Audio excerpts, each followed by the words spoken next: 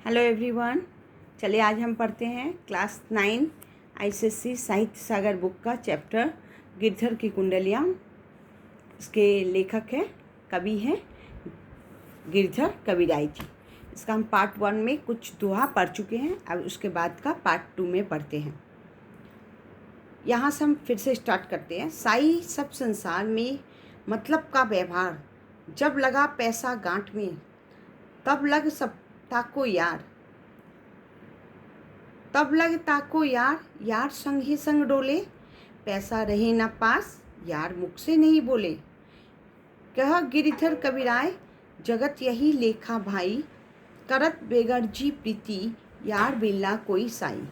बेगरजी माने बिना फायदा के, प्रीति मतलब प्रेम, बेला मतलब शायद ही कोई। यहाँ पर कवि बोल रहे हैं कि इस संसार में सभी एक दूसरे के साथ संपर्क स्वार्थ के लिए रखते हैं, मतलब सभी अपना मतलब सिद्ध करना चाहते हैं। यहाँ हर व्यक्ति स्वार्थी है।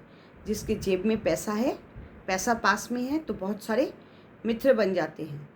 बोलते हैं ना कि विपद कसौटी जो कसे सोई साचे मीत हैं। तो अच्छे दिन रहते हैं तो बहुत सारे मित्र आ जाते हैं। विपद की कसौटी में कसने वाला ही सच्चा मित्र कहलाता है।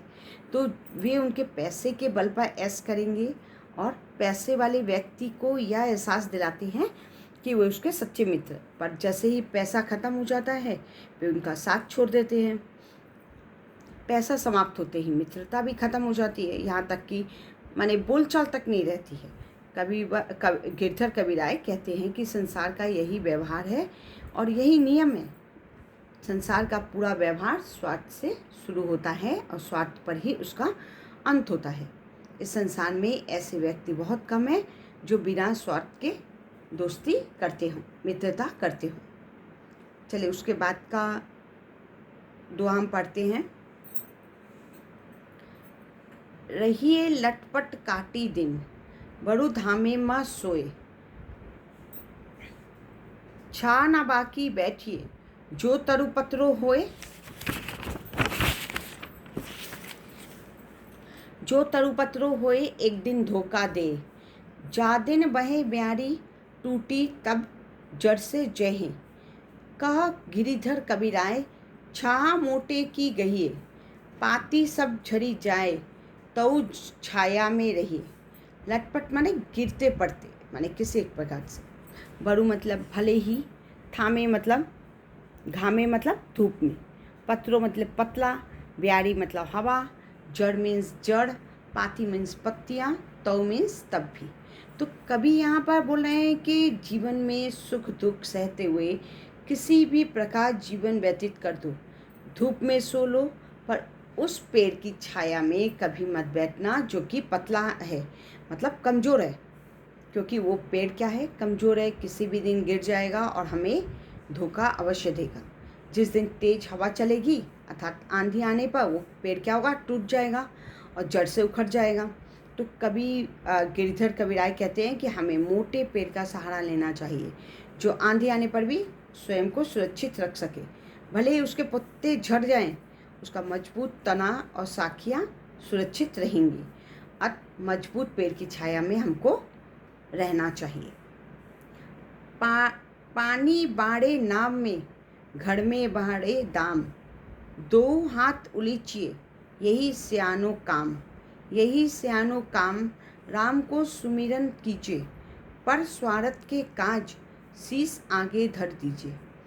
कहा गिरिधर कविराय बड़ेन की यही याही बानी, चलिए चाल सुचाल राखिए अपना पानी।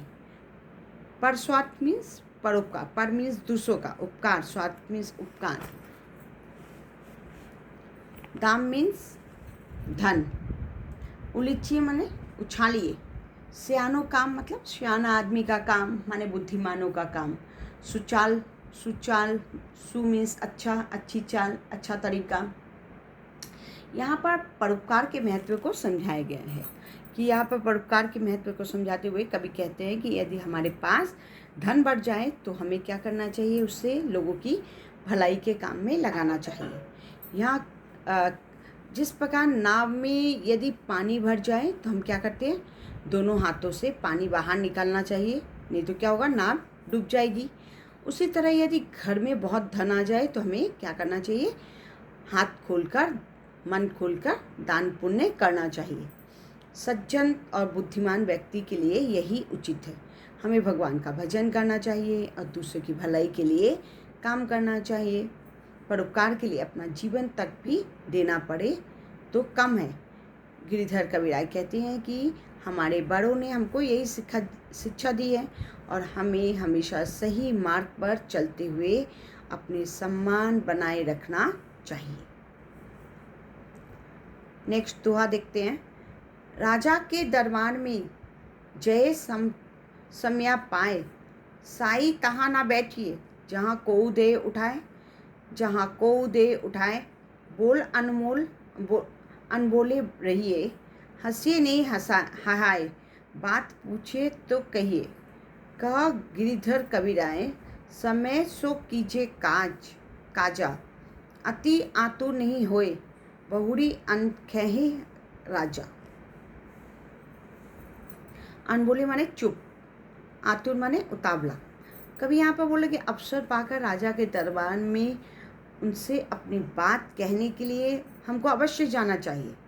हमको अपने राजा से बात बोलनी चाहिए, पर एक बात हमें ध्यान रखना चाहिए, हमें अपने स्तर के अनुसार, अपने स्टैंडर्ड के अनुसार ही स्थान पर बैठना चाहिए, स्थान ग्रहण करना चाहिए। कभी ऐसी जगह पर नहीं बैठना चाहिए जहाँ से कोई हमको उठा दे। यदि अज्ञानवश ऐसे स्थान पर बैठ जाओ जहाँ से कोई उठा दे तो गलती को चुपचाप हमें क्या करना चाहिए, स्वीकार कर लेना चाहिए। राजा के दरबार के नियम होते हैं, हमको उसका पालन करना चाहिए। बहुत अधिक नहीं बोलना चाहिए, जहाँ ज़रूरत हो वहाँ पर नहीं बोलना चाहिए, ज़ोर ज़ोर से नहीं हंसना चाहिए, जब कोई बात पूछी जाए तभी उसका उत्तर देना चाहिए। यही नम्रता है, शालीनता है। कभी कहते हैं कि अधिक उतावला भी हमको नहीं होना चाहिए।